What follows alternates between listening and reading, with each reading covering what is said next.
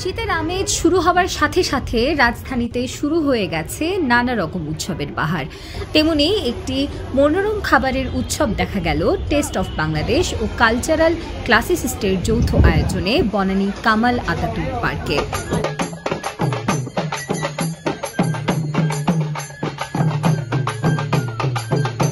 ১৩ তারিখ থেকে ১৬ তারিখ ব্যাপী অনুষ্ঠিত এই মেলায় ছিল শুধুই খাবারের আয়োজন, কিন্তু যে সে খাবার নয়, বিভিন্ন জেলার ঐতিহ্যবাহী নানান খাবারের পসরা বসেছিল এই মেলায়। আগে থেকে আমাদের কিছু কিছু তৈরি করা থাকে, সকাল থেকেই শুরু করেছি, আলহামদুলিল্লাহ ভালোই সাড়া পাচ্ছি। আমি পিঠার স্টলটা থেকে পিঠা ট্রাই করব। আমি অলরেডি ফুচকা ট্রাই করেছি, তারপর আমার ইচ্ছা আছে আব্বাসের চুই ঝালটা ট্রাই করার। মেলায় দর্শনার্থীদের ভিড়ও সন্তোষজনক ছিল, তা বিক্রেতাদের কথা ও স্বস্তিতেই প্রকাশ পেয়েছে। গ্রাহকদের থেকে প্রত্যাশামূলক সাড়া পেয়েছেন তারা।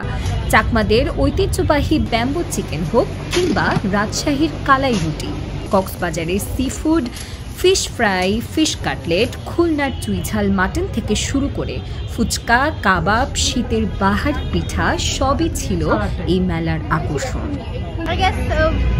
Within the reasonable range, excluding the Pan Pacific and the other ones.